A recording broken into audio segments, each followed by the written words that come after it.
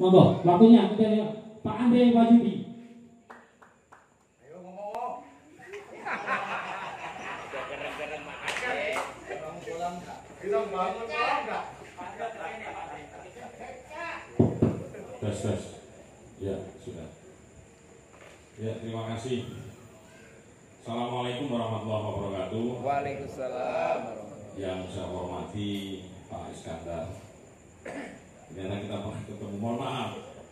Tua jenengan tapi yang pelupa saya sekarang. Iya, bisa. Kakek nabukan. Kakek nabukan. Yang saya hormati teman-teman semuanya dari rekan media, LSM, semua NGO lah yang hadir di sini, yang saya yakin semuanya berpikir yang terbaik untuk Kabupaten Pasuruan. Dan juga saya mengucapkan selamat kepada teman-teman yang masuk dalam PB, Aliansi Jurnalis Pasuruan Bersatu, yang mungkin kemarin sudah selesai semua urusannya Mas Edo ya. Semoga nanti bisa menjadi penyeimbang dari sebuah pemerintahan daerah, karena pemerintahan daerah unsurnya ada dua, dari kami legislatif dan juga eksekutif. Tadi dari ini saya berarti fokus di pendapatan gitu kan.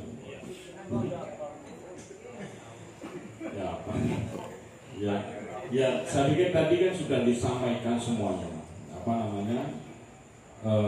Dari ada Pak Didik tadi menyampaikan, ada Mas Anak yang mewakili dari Pasuruan Timur, dari Peterpen, ada Mas Aan dengan kajiannya yang cukup dalam, terus juga ada Mas Anjal yang paling akhir tadi, dan juga mungkin di Bulusari, tapi tadi saya mendengarkan diwakilkan oleh Mas Anjal. Nah, kira-kira seperti itu, kira-kira sama lah pendapatnya. Terus tadi juga dipaparkan dari Pak Iskandar dari proses teknisnya, dari proses alur perizinan dan kewenangan. Kewenangan dalam artian suatu perizinan yang dimunculkan itu kadang kita kurang tajam di sisi pengawasan. Karena kalau ngomong aliansi itu sebenarnya kan banyak. Jadi ngomong pajaknya itu pun juga judulnya itu pajak mineral bukan logam. Kalau tidak salah seperti itu maknanya aliansi. Jadi nomenklaturnya seperti itu. Itu yang selama saya tahu di pendapatan. Hari ini memang pendapatannya agak turun. Oh, juga tadi disampaikan oleh Pak Kasat Reskrim juga. Intinya kalau saya pribadi menilai ya cukup terbuka lah, yo. Jarang lah kita ngomong pejabat publik di depan pabrik kayak gini ngasih nomor handphonenya untuk laporan secara terbuka kayak gini. Mungkin saya juga sangat apresiasi sama Pak Kasat kan. Karena beliau juga butuh masukan untuk pemetaan dan segala macam. Tadi kalau disampaikan Mas Aat ada 85 titik. Beliau mungkin memaknai secara wilayah hukum Polres Kabupaten Pasuruan yang ada 57. Karena memang hari ini teman-teman dari kepolisian juga TNI hampir masuk di semua lini berbarengan dengan kita, juga di DPRD, juga di eksekutif. Jadi sampai sosialisasi PPKM tingkat kelurahan aja dilibatkan. Jadi memang beban kerjanya cukup luar biasa hari ini. Jadi tidak hanya kalau Kasat Reskrim hanya jaga keamanan dari semua lini atau orang yang melanggar hukum, tapi urusan COVID pun juga hari ini dilibatkan aktif dan harus ada laporan. Nah, itu mungkin sepintas. Sebelum masuk ke pendapatan, satu sisi saya jujur secara atas nama pribadi mungkin saya mohon maaf kalau selama ini saya di fungsi pengawasan saya kalau maaf. Saya 2 kali ikut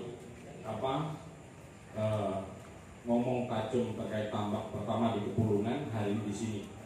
Dan ternyata memang hari ini cukup miris kalau saya lihat.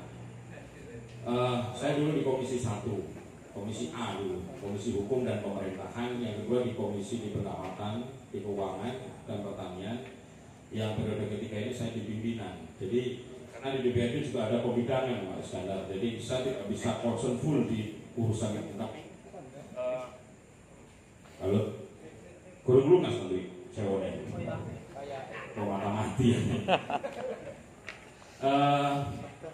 Tapi paling tidak tadi disampaikan masukan yang di waktu proses ada satu dusun yang sampai akhirnya gantung, ada di Randugrati yang hanya 50 meter, dan ada banyak masukan yang lain. Kalau mungkin saya makanya kalau ngomong pendapatan ya mungkin ngapain saya bahas itu, teman-teman kan sudah tahu angkanya berapa. Angkanya itu sebenarnya nggak signifikan lah. Kalau nggak salah tahun kemarin itu belum pernah saya melihat pendapatan pajak kendaraan bukan logam itu di atas 50M. Itu aja lah sederhananya. Kenapa saya pakai angka 50M? Karena kalau 50M itu kita bisa berpikir pemanfaatannya untuk reward and punishment. Pada saat tambang memberikan 50 miliar, berarti apa yang mau diselesaikan? Mungkin angka itu lebih ke spesifik. 50 miliar kita fokus beresin jalan kewenangan kabupaten di wilayah pertambangan. Mungkin bisa kita cicil. Ini kan masalahnya kan tidak sampai segitu, jadi saya juga males mau ngomong itu. Dulu ini akhirnya bukan kulit maning, Pak. Tadi kan sudah tajam sebenarnya. Tidak apa-apa, saya cerita sedikit, agak kulit lagi. Ini sebatas pemikiran kami waktu itu. Karena kebetulan waktu itu saya di Komisi 2. Setelah di Komisi 1, saya di Komisi 2 2014. Kita ini punya saham di PT Jalan Tol. Ini saya sampaikan waktu di Kebulungan juga, karena di rapat di DPRD pun juga saya sampaikan waktu setelah ada kejadian di Kebulungan. Akhirnya kita manggil dari semua pihak, para stakeholder, BPWS juga kita undang waktu itu. Yang kadang ini kan ini yang saya sampaikan ini sebenarnya hubungannya sama Pasuruan apa? Itu dulu yang perlu kita pikirkan. Walaupun nanti kita mengkonsepnya ke depan saya juga agak berat ya, karena ini complicated memang. Agak berat, tapi yang penting kita harus butuh keberanian memang di sini. Jangan sampai seperti Mas Hanan tadi lah. Mungkin nanti kalau ada gini lagi saya nggak sarungan Pak Hanan. Nah, intinya begini. Pasuruan oleh apa? Andaikan waktu itu PT Jalan Tol berani mengeksekusi kepada Transmarga Bumi selaku pelaksana dari PT Jalan Tol yang ruas Pandaan Malang saja ataukah Gempol Pandaan saja, itu berapa juta kubik? Semua izin tambang kita kendalikan melalui apa? PT Jalan Tol. Kita punya PT Jalan Tol, kita punya saham itu 42 miliar. PT Jalan Tol dari beberapa konsorsium, sehingga saya dulu awal itu ada 5 atau 6 yang masuk jadi 1, terus sekarang akhirnya jadi berkurang. Kalau sekarang 3 atau 4 ya, lupa saya. Ya. Cuma kita sahamnya akan akhir turun karena kita dikasih slot lagi untuk nambah saham, kita nggak mau. Jadi angkanya 42 miliar. Saya sederhana saja. Andaikan waktu itu dibanding ambil kerusakan alami yang kita tadi pendapatan hanya sedikit. Terakhir kalau nggak salah saya cek cuma nggak sampai 20 miliar, cuma 17 Tahun berapa itu Pak? 2020 kalau tidak salah. Andaikan waktu itu, makanya kita sebenarnya bisa konversi saja. Waktu itu saya agak marah ke pendapatan. Saya sederhana saja. Kita panggil PT Jalan Tol, kita tanya kebutuhannya berapa urutnya. Kalau lebih 1 juta kubik, pendapatan kita kok cuma segini. Itu saja kalau saya sederhana. Andaikan waktu itu kita bisa memonopoli semua yang mau di program strategis nasional Jalan Tol, tapi yang mengendalikan kita PT Jalan Tol. So, kalau sopo ingsun guys sopo bunan Transmarga Bumi. Tapi harus melalui PT Jalan Tol. Kita kan punya datanya supaya posisi. Ngambillah waktu itu berapa rupiah lah per kubik. Itu akan masuk keuntungannya tidak langsung kepada kas daerah, tapi kepada PT Jalan Tol dulu. Tapi andaikan 1 juta kubik wis ping dulu lah, referensi dulu paling sak daftar di sini biologi paling ngotok 4 kubik, miring mereka paling 20 kubik. Ngapain kira? Itu menang. Sak dan trek 1 kubik, 20 kubik aja lah. Kalikan 1 juta kubik kebutuhannya waktu itu.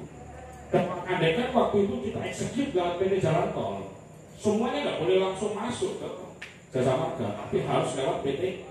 Kita punya saham kok di sana. Mungkin waktu itu kita cukup kaya. Biro ini boleh itu 100M. Coba deh itu. Tapi kita sudah lewat. Ada 5 ruas jalan di sini. Porong Gempol Pandaan Malang. 3. Habis Gempol dari sini, bundaran sini ke Pasuruan Grati baru ke Probolinggo. Kan begitu ruasnya. Ada berapa ruas? Semuanya mau. Teman-teman yang perlu tahu, terakhir dengan yang ruas Gempol Pasuruan, kita dikasih slot sampai hari ini kita nggak nanam saham. Jangan salah, kita punya saham hanya di ruas Gempol Padang. Yang ruas Pasuruan ke sana itu enggak. Ini saya berpikir ini kan dari temanya Pasuruan dapat apa? Saya hanya flashback. Andaikan waktu itu kita tegas. Andaikan waktu kita tegas dari usulan kami di DPD. Saya ingat banget waktu itu komisarisnya Pak Rianto, mantan kepala perizinan. Beliau masih ada, coba ditanya. Saya marah banget waktu itu. Karena apa? Karena PT Jalan Tol itu hanya pemasukannya dari rental mobil. Kan begitu, ini enggak? Ayo, ini enggak teman-teman? Karena ada 4 atau 5 mobil itu. Cuma itu saja pendapatannya. Padahal kita investasinya 42 miliar. PT Jalan Tol secara hukum itu kan jelas. General trading, kontraktor, dan apa salahnya kita bekerja sekalian dengan tol itu? Ngapain kita cuma hanya jadi rental aja di jasa marga yang cuma pendapatannya 12 juta untuk menghidupi direktur komisaris segala macam sewa tempat aja. Gak usah tahu kantor PT Jalan. Tahu nggak yang kita miliar? Gak jelas. Saya hanya berpikir flashback, makanya tadi saya bilang mohon maaf Pak Iskandar, saya berpikir kulitnya akhirnya gitu. Saya berandanya andaikan waktu itu kita eksekutifnya cepat, mau running pengurukan seperti ini, kita siapkan perangkatnya, yang punya izin tambang kita panggili, kamu nggak boleh masuk ke sana kecuali lewat PT kita. Kita ini punya BUMD 5. 1. PT Pasuruan Migas yang lagi bermasalah walaupun keputusan MA-nya sudah. 2. PT Jalan Tol. Ketiga, kita punya saham di BPR Jatim, bukan Bank Jatim ya, BPR Jatim. Kita punya saham di Bank Jatim. Kita punya saham di Bank Mina Mandiri. Kita full saham di PDAM. Andaikan lini-lini itu waktu itu kita maksimalkan pada saat proses itu, mungkin dia tidak ada kabinet yang seperti ini. Saya tidak ngomong di sisi teknis perizinan ya, di wilayah Pak Iskandar lah. Tapi kita tadi berangan-angan Pasuruan Malepo. Ya ini apa? Ya dampaknya cuma itu. Sebanding enggak kalau kita tracking 5-6 tahun ke belakang pendapatannya sampai 1 triliun dibandingkan dengan kerusakan alam hari ini. Toko punten dan bakti alam cukup 5 M. Tidak cukup. Tidak cukup. Nah, saya ngomong ini realita. Mari kita berpikir bersama. Tadi kan saya bilang, ayo kita berpikir bersama untuk Kabupaten Pasuruan. Saya pun di pikiran saya juga berat Pak hari ini memikirkan langkah saat kita sudah mengetahui bahwa tidak ada lagi urusan yang berhubungan tambang dengan kebijakan pemerintah pusat. Ada lagi nggak? Sudah selesai semua. 5 ruas sudah selesai. Terus kalau mau dibikin lagi izin tambang, dipermudah dan segala macam, mau batu kayak mau pasir kayak mau galian sih, mau kemana lagi? Kalau menyelaraskan dari urusan yang harus kita selaraskan dengan Kementerian Pusat, di pusat atau di ini kan yang jadi pikiran kita hari dari si ngomong aja kayak gini. Tadi masanya ngomong tutup semua, saya juga sepakat kalau tutup semua. Tidak mau mana? Nah artinya kan kita kan harus melihat secara legal standingnya kayak apa dulu. Kan ada masanya, luasannya berapa. Itu kan ya nggak bisa kalau mereka masih baru terus masih sekian hektar pun langsung ditutup juga nggak bisa. Tetapi faktanya kalau memang yang ditambang nanti itu lebih dari itu ya harus kita tutup walaupun punya izin. Walaupun nanti yang diambil izinnya pasir, akhirnya ngambilnya batu, ya tetap sesuai dengan yang sama Pak Iskandar. Nanti pasti saya akan kontak Pak Kapolres. Pasti akan. Nah, kalau ada yang seperti sama kan juga mohon bantuan.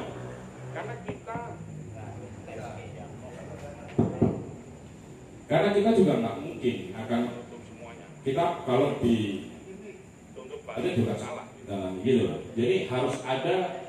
Kecuali sesuatu yang pos-pos mayor ya, yang benar-benar Pasuruan separuhnya kalau mungkin beda lagi. Karena apa? Memang untuk urusan banjir kita nggak bisa, mohon maaf lah, pandangan saya tidak hanya ditambang, tambang itu adalah salah satunya. Banyak urusan yang lain yang akhirnya resapan airnya kurang.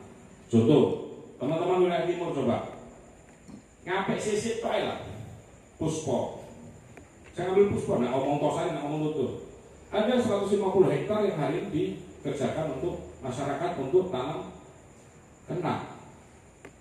Ada beberapa, kemarin saya dapat laporan di Andonosari, hampir 40 hektar. Depannya foto musim, ini gerung sampai tutup ke saya.